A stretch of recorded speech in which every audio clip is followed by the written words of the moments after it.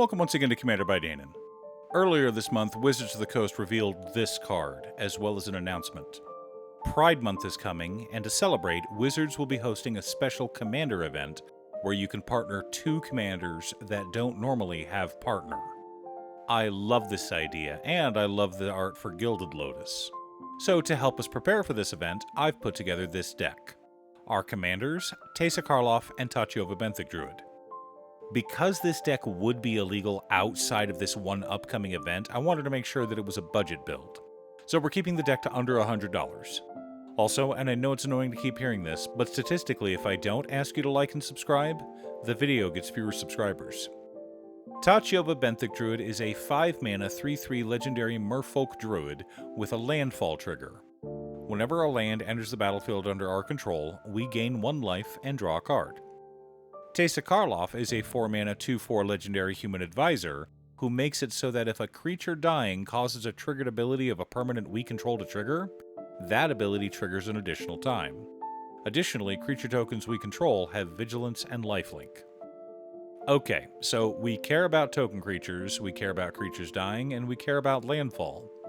Sounds like we're building an Aristocrats deck powered by landfall-generated token creatures. For those who missed my video earlier this week, Aristocrats is one of my favorite archetypes. In order to be an Aristocrats deck, you need to sacrifice creatures to other creatures or effects, and have other permanents with payoffs. Usually those payoffs come in the form of draining our opponents, but they can also give resources. The biggest question we need to ask with any Aristocrats deck, other than color identity, is how we're getting the creatures to sacrifice. But we already know the answer to that question: landfall. There are several creatures and enchantments that generate tokens for us, and I've included a lot of them in this deck. But before we get to our deck list, a quick word from today's sponsor, MythAtom. The folks at MythAtom were kind enough to send me some new toys. If you've ever wanted a fancy metal commander to show off or maybe use to whack people who keep touching your cards, this may be for you. There are several to choose from, like this card featuring Sauron the Dark Lord. If you crave power and, after tricking the ringsmiths of Aragon, sneak off to Orodruin to forge the One Ring, in the land of Mordor where the shadows lie, you should order this lovely metal commander from MythAtom. Be sure to use code DANON for a 10% discount. Link down below. In order to build a functional commander deck, you need lots of different pieces, which is why I try to rely on my handy-dandy checklist. 50 mana sources, usually split between 37 lands and 13 pieces of ramp, 10 pieces of card advantage, 8 to 10 pieces of spot removal, 2 to 3 board wipes, 2 pieces of graveyard hate, and 1 sudden I win card. Oh, one more quick announcement before we get started. I'm streaming on Gaming with Danon as well as Twitch. Sometimes I'm building Commander decks, other times I'm playing Final Fantasy XIV, but you're always welcome to pop in and talk about Commander. Honestly, about half my streams are talking about manga, anime, or Commander. Our land base consists of Command Tower, Exotic Orchard, Seaside Citadel, Arcane Sanctum, Sandstep Citadel, Opulent Palace, Sunpetal Grove, Glacial Fortress, Drowned Catacomb, Hinterland Harbor, Isolated Chapel, Woodland Cemetery, Canopy Vista, Prairie Stream, Sunken Hollow, Sodden Verdure, Tainted Field, Vernal Fen, Selesnya Sanctuary, Azorius Sanctuary, Dimir Aqueduct, Simic Growth Chamber, Orzhov Basilica, Golgari Rot Farm, Bojuka Bog, 5 forests, 2 plains, 2 islands, and 4 swamps. Since we're a 4-color deck, that means we have 6 possible 2-color combinations of lands, so I wanted to get the best ones we could within our budget.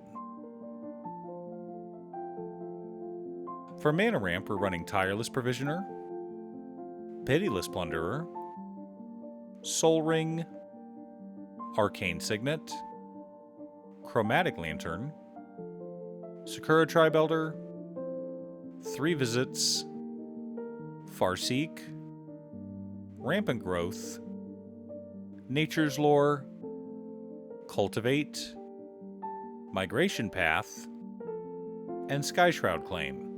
Lots of ways to ramp out and stay ahead of the curve. Obviously, there are more powerful ways to play extra lands per turn, but those are more expensive and we're a budget deck.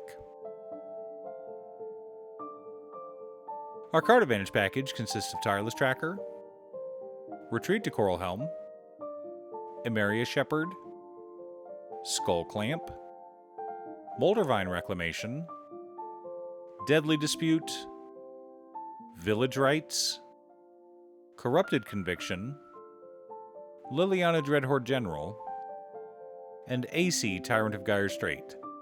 I know those last two aren't exactly budget, but I was able to fit both of them in, so I'm happy.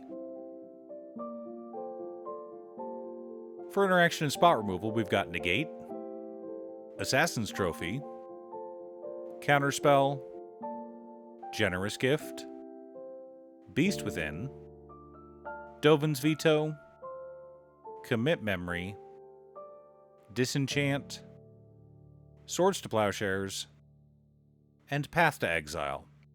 Not too shabby. Our board wipes consist of Dam, Austere Command, Washout, and Aetherize. Powerful and flexible, just what we're wanting for this deck. For additional sacrifice outlets, we've got Viscera Seer, Woe Strider, and Carrion Feeder. Our Aristocrat payoffs consist of Blood Artist, Zulaport Cutthroat, Sir Conrad the Grim, Bastion of Remembrance, Ellis Ilkor Sadistic Pilgrim, Kroll Celebrant, Poison Tip Archer, Vindictive Vampire, Mirkwood Bats, and Grave Venerations. Finally, for token generation and other shenanigans, we've got Rampaging Baloths, Felidar Retreat, Zendikar's Royal, Emeria Angel, Obnixilis the Fallen, Retreat to Hagra, Iridescent Vinelasher, the Necrobloom, Spore Mound, and Kodama of the East Tree. Because of course we've got Kodama of the East Tree. How else will we create infinite creatures? Now that we have our deck list, let's compare it to our checklist. 51 mana sources, but between 38 lands and 13 pieces of ramp. A little heavy, but we are a landfall deck, so it's fine. 11 pieces of card advantage, counting one of our commanders. 10 pieces of interaction. 4 board wipes. 2 pieces of graveyard hate in Commit Memory and Bajuka Bog. 1 sudden I win card in Kodama of the East Tree. I suppose I should explain the combo. For this to work, we need Kodama of the East Tree on the battlefield, one of our many permanents that produces creatures as a landfall trigger also on the battlefield, as well as one of our 6 bounce lands. Now, unlike the other 2 cards, we want the bounce land to be in our hand. We play that land from our hand and start an infinite deterministic combo. Well, if we go infinite with Tatyova or AC on board, we'll deck ourselves, but that's beside the point. Anyway, when we play the bounce land, we have 3 triggers. Kodama, the landfall permanent, let's say Felidar Retreat, and the land itself. We ignore the Kodama trigger for now, resolve the bounce land trigger, targeting itself and returning it to our hand, then resolve the Felidar Retreat trigger, creating a 2/2 white cat beast creature token. That 2/2 white cat beast creature token triggers Kodama of the East Tree, allowing us to put a permanent from our hand onto the battlefield. Oh, look at that! We just happen to have a bounce land in our hand. Like I said earlier, this is an infinite deterministic combo. What do I mean by that? Infinite in that we can repeat the combo an infinite number of times, but deterministic so we can stop anytime we want to. After all, Kodama's trigger specifically says we may put a permanent from our hand, not must. So we can stop at any time. No, really. We just like doing it. We love having a million 2/2 white cat beast creature tokens. Now, millions upon millions of creatures do not win us the game, which is where the rest of our deck comes into play. We sacrifice them. It's fine, we didn't really need that many cats. Do you have an Aristocrats deck? What about a landfall deck? Leave a comment below. Thanks for tuning in. Once again, a huge shout out to my editor Cutestuff. I couldn't make these videos without her. If you'd like to hire her to edit your own videos, she can be reached at cutestuff.edits@gmail.com. Link is down below. If you're looking for ways to support the channel directly, you can head on over to patreon.com/Danon. You can have a video made or just ask for help building or tuning a deck list. I also want to give a quick shout out to all of my patrons: Waffles, Drya, Marcus, Brett, Roxy, Alex, Conga, Robert Pye, Kazaris, Patrick, Tiz, Art, Richard, Boomy, Osler, Justin, Golden Walker, Captain Hammer, Sleech, Mr. Salty, Daniel, and Zombie. You guys are awesome. I post new Commander Deck videos every weekday, so be sure to subscribe and ring the bell to be notified of new videos. Again, thanks for watching, and I'll see you all again next time on Commander by Danon.